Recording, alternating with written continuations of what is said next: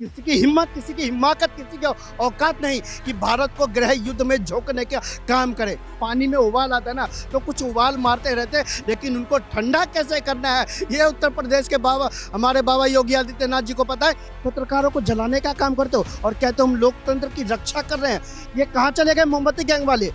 पूछते क्यों नहीं उनसे? गृह मंत्री जी ने स्पष्ट बोला है कि भाई भारत में किसी की नागरिकता नहीं चीनी जाएगी। भारत के लोग सब भारत के लोग ही हैं। पहनते भारत का हो और भारत का विरोध करते हो, भारत के टुकड़े टुकड़े करने की कसम खाते हो। हल्द्वानी में हिंसा भड़की, उसके बाद बरेली में भी तौकीर रजा के उकसाने के ऊपर वही हिंसा देखने को मिली। क्या देश जो है वो किसी वॉर की तरफ जा रहा है? क्योंकि बात करें तो गृह मंत्री ने सीएए को भी लोकसभा चुनाव से पहले लाने की बात कही है। क्या लगता है? देखिए, आप कह रहे हैं भारत देश वॉर की तरफ जा रहा है, ऐसा कभी नहीं हो सकता। और किसी की हिम्मत, किसी की हिमाकत, किसी की औकात नहीं कि भारत को गृह युद्ध में झोंकने का काम करे। पता होना चाहिए आपको, देश की गद्दी पर चौकीदार बैठा है और डंडा लेकर बैठा है, 56 इंच की छाती लेकर बैठा है।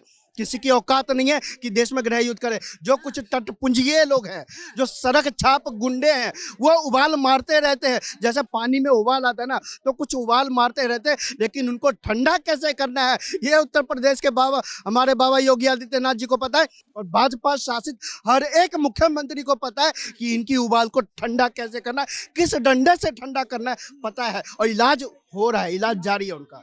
हल्द्वानी की जो हिंसा भड़की उसके ऊपर अगर बात करें तो मस्जिद के ऊपर नमाज पढ़ने को लेकर और उसके बाद जो है वहां पे जो आगजनी देखने को मिली, पुलिस कर्मियों के ऊपर पथराव किया गया। कई एक जो है उसमें कईयों को अपनी जो है वो जान, 100 से ज्यादा घायल हैं, कईयों को जान गंवानी पड़ी है। क्या लगता है? ये नोटिफिकेशन कुछ दिन पहले ही जारी हुआ था कि आपको वो अवैध जमीन खाली करनी है, लेकिन आपने खाली नहीं करी। जब सरकार कार्रवाई करने जाती है तो आप उसके ऊपर पुलिस हथगोला फेंकते हो, पेट्रोल बम फेंकने का काम करते हो, महिला पुलिस कर्मियों को घायल करने का काम करते हो, पत्रकारों को जलाने का काम करते हो और कहते हो हम लोकतंत्र की रक्षा कर रहे हैं। ये कहाँ चले गए मोमबत्ती गैंग वाले? पूछते क्यों नहीं उनसे? ये कहाँ चले गए आंदोलन जी भी? ये कहते जो लोकतंत्र खतरे में, लोकतंत्र खतरे में। जहां तुमने लोकतंत्र को ही खत्म कर दिया, जो लोकतंत्र की जो नींव रखते हैं, कानूनी पालिका, न्यायपालिका को खत्म करने की साजिश। ये ऐसे लोग हैं जो न्यायपालिका को अपने हाथ पे लेके चलते हैं। लेकिन आपको बता दूं, देश में मोदी जी की सरकार है, मोदी जी की सरकार है। अगर इगर डिगर करोगे तो माकूल जवाब दिया जाएगा। और जवाब अगर बात करें, जब सीएए को अगर बात करें तो 2019 में जब बात की गई थी कि सीएए को लागू किया जाएगा, उसके बाद भी आपने देखा था जहांगीरपुरी को भी आपने देखा, शाहीन बाग को भी आपने देखा। अगर ऐसे कानूनों से जहां पे देश की अगर बात करें तो माहौल बिगड़ता है, तो शायद नहीं लाना चाहिए। क्या लगता है? देखिए, पहली बात, उन लोगों को बरगलाया जाता है, उन लोगों को कुछ जो तथ्य हैं, वो सही नहीं रख पाते। केवल उनको राजनीतिक पार्टियां बरगलाने का काम करती है कि ये कानून आपके खिलाफ आएगा तो आपकी नागरिकता छीन ली जाएगी। गृह मंत्री जी ने स्पष्ट बोला है कि भाई भारत में किसी की नागरिकता नहीं चीनी जाएगी। भारत के लोग सब भारत के लोग ही हैं। और सब जो भारत के लोग रह के भारत माता की जय नहीं बोलते हैं, जो वंदे मातरम का विरोध करते हैं, ऐसे लोगों की तो भैया बाहर भेजना ही चाहिए। आप खाते भारत का हो, पहनते भारत का हो और भारत का विरोध करते हो, भारत के टुकड़े टुकड़े करने की कसम खाते हो। ऐसे लोगों का विरोध होना चाहिए। लेकिन जो कानून सीएए की बात कर रहे हैं उसमें स्पष्ट गृह मंत्री जी ने कहा है, और बिल भी जो लाने वाले हैं उसमें स्पष्ट है कि किसी की नागरिकता नहीं जाएगी। जो ये बहलाने का काम करे, फुसलाने का काम करे, उस कौम को भी पता है, उस समाज को भी पता है, ये लोग केवल राजनीतिकरण करते हैं। और देश का विकास, जनता का विकास, हमारा विकास किसी में करने की क्षमता है तो मोदी जी में। विपक्ष कह रहा है कि राम मंदिर के उद्घाटन, प्राण प्रतिष्ठा के बाद कहीं ना कहीं माहौल जो है वो भारत में बिगड़ा है, कहीं ना कहीं हिंसा जो है वो बढ़ रही है। और लगातार जो एसआई जांच अब मथुरा की, ज्ञानवापी की, और जिस तरीके से हो रही है, एक वर्ग से सब कुछ छीनने की कोशिश की जा। ऐसा कुछ नहीं है। मैंने कहा ना कि जब वो राम मंदिर जी के प्राण प्रतिष्ठा हो रही थी तो बाबरी मस्जिद के पक्षकार वो भी शरण में गए थे राम जी के। मुस्लिम समाज शरण में जा रहे राम जी के। अरे उनको पता है वो भारत के राम है, वो भारत के राम है। और भारत के राम जिन्होंने कांग्रेसियों ने तिरपाल में रखने का काम किया, टाट में रखने का काम किया, मोदी जी ने राम जी को ठाट में पहुंचाने का काम किया। तो आज मुसलमान समुदाय भी खुश है, हिंदू तो खुश है ही है। लेकिन मैंने फिर वही वाली बात जो बरगला रहे हैं ना, वो अपना धंधा पानी बंद नहीं करेंगे, क्योंकि बरगला के ही उनको सत्ता लेनी है। लेकिन जनता तो समझदार है कि अब आपको सत्ता देनी ही नहीं है। 2024 में जो बीजेपी बोल रही है, जो मोदी केंद्र सरकार बोल रही है कि अब की बार 400 पार। अरे बीजेपी कहाँ बोल रही है? ये कब बोली है बीजेपी ने ये बात? ये बात देश पे जनता सड़कों पे, जो देश की जनता सड़कों पे बोल रही है, हम लोग यहाँ बोल रहे हैं, तो हम लोग तो सदन में जा नहीं सकते।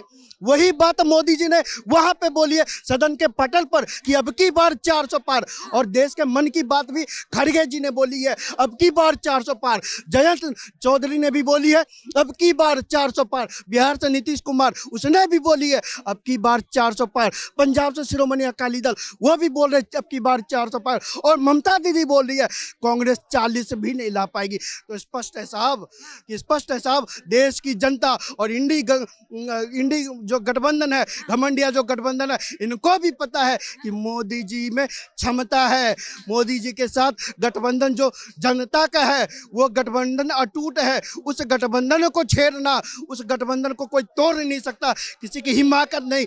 ऐसा अटूट गठबंधन है, वो गठबंधन खुलकर सपोर्ट करेगा और मोदी जी को 400 पार तक पहुंचाएगा। एक अंतिम सवाल जो है वो ले रही हूँ। पहले जो है सदन में से, संसद में से कुछ सांसदों को निष्कासित कर दिया गया था, अब उनको जो है वो दोबारा बुलाया गया।